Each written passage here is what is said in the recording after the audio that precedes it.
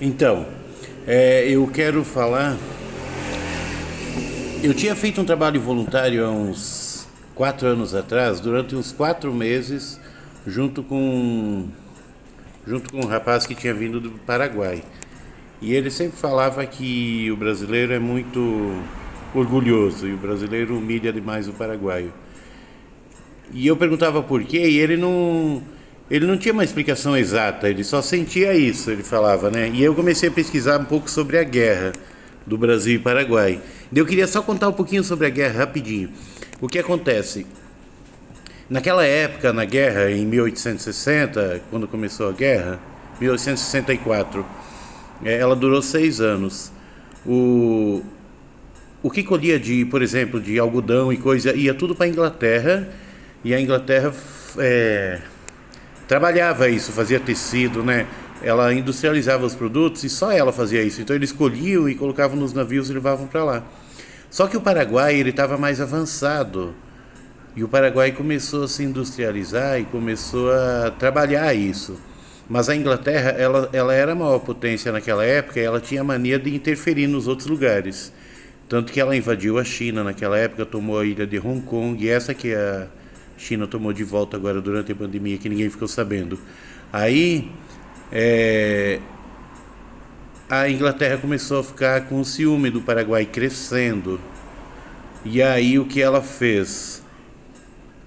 Dizem que a culpa é do rei do reinado do Paraguai, do ditador, do Solano Lopes da época, né? Só que a Inglaterra quis interferir, porque ela estava nascendo um concorrente para ela, que era o Paraguai, que é o país que mais crescia por aqui. E ela, como sempre, os banqueiros interferiram, enviaram dinheiro e promoveram uma guerra. Então eles uniram, chama-se a Tríplice Aliança. Brasil, Argentina e Uruguai se uniram com o dinheiro da Inglaterra para guerrear contra Portugal, contra o Paraguai. E mesmo assim, no começo, eles tiveram problema, tiveram dificuldades. Mas depois eles foram vencendo a guerra. Aí que saiu aquela história, tipo a Batalha do Riachuelo. A Batalha do Riachuelo foi na beira do rio Riachuelo. E tinha também a Batalha do... Eu tenho até marcado aqui, o Curupati. E... que foi na beira do rio Paraguai. A Riachuelo foi num afluente do rio Paraná.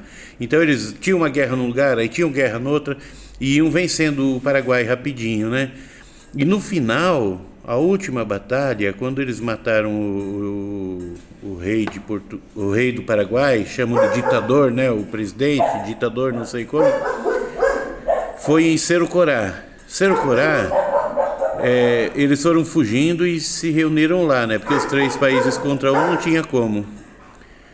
E esse Cerro Corá, ele dá 10 quilômetros ali de onde a Esther mora, ali na divisa de Coronel Sapucaia, Capitambado. Então, um pouquinho para dentro é Cerro Corá. E as tropas estavam reunidas lá e tinha só umas 500 pessoas ainda nas tropas. E os brasileiros, principalmente os brasileiros, atacaram esse lugar, né, de refúgio deles. E começaram a matar, e daí eles viram que tinha muitas pessoas idosas, jovens, que foram convocados para a guerra e não tinham nem roupa, estavam com as roupas tudo rasgadas, tudo magro, passando fome, e eles pararam até de matar os caras, que ficaram com dó deles, né?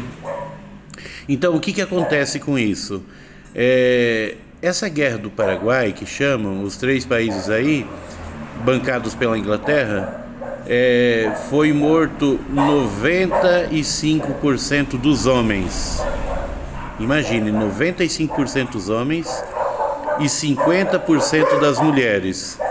Então, as mulheres que ficaram vivas, elas tinham que criar filho dos outros, e o país virou uma pobreza. Era o mais rico da região e virou o mais pobre. Se você procurar nos livros, você vai ver que conta que ele invadiu o Mato Grosso, que ele estava caçando encrenca. Mas a história sempre tem um pouco... Se você usar a lógica, um país quando ele está crescendo, ele se torna alvo de todos os outros, né? E isso aconteceu com o Paraguai. E essa guerra gerou uma pobreza tão grande que até hoje eles não conseguiram se estruturar. Você vê que as terras no interior, a maioria são brasileiros que são donos. Os comércios são tudo estrangeiros também que são donos. O próprio paraguaio, coitado, ele não tem nada, ele vive lá de vender qualquer coisa na rua e ele é um povo muito sofrido. E eles não gostam do Uruguai, da Argentina e do Brasil por isso. E é até justo eles não gostarem, viu? Porque o que hoje eles pagam por uma coisa que aconteceu há 200 anos atrás, 150 anos atrás, e até hoje eles pagam por isso. E o país não cresceu mais, porque ficou só mulheres e crianças. Não tinha mais ninguém para trabalhar. Todas as pessoas fortes morreram para a guerra, né? Da guerra. E aí o que acontece? O Brasil tem culpa disso. E hoje o Brasil olha para as mercadorias e fala como, segunda linha, comum, não presta, do Paraguai. Então a gente acaba humilhando eles na forma de falar. Então foi isso que ele quis dizer para mim, que ele não... que o brasileiro era orgulhoso e humilhava eles, né? E aí nunca mais eu falei que, isso é do Paraguai, não presta. Às vezes até a gente fala da China, isso é xing-ling.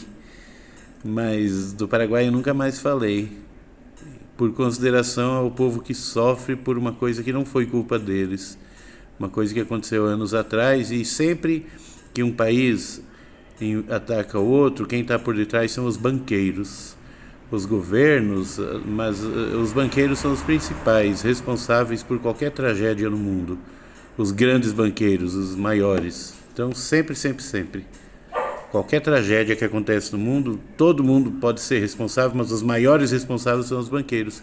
Então eu só queria falar isso para a gente evitar de falar, isso é do Paraguai, que a gente está humilhando um povo que só sabe sofrer, coitados. Eles vê todo mundo sendo dono das terras deles, dos comércios deles, e eles não têm nada.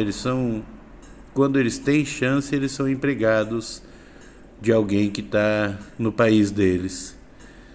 Então isso que fez Hitler também querer matar os judeus, porque a Alemanha estava invadida por judeus. Todos os comércios, tudo eram dos judeus. Então o alemão mesmo não tinha nada quase naquela época. Ele se revoltou tanto que quando ele cresceu ele mandou matar todos os judeus. Então tá bom, era só uma dica que eu queria dar, tá bom? Até mais, hein?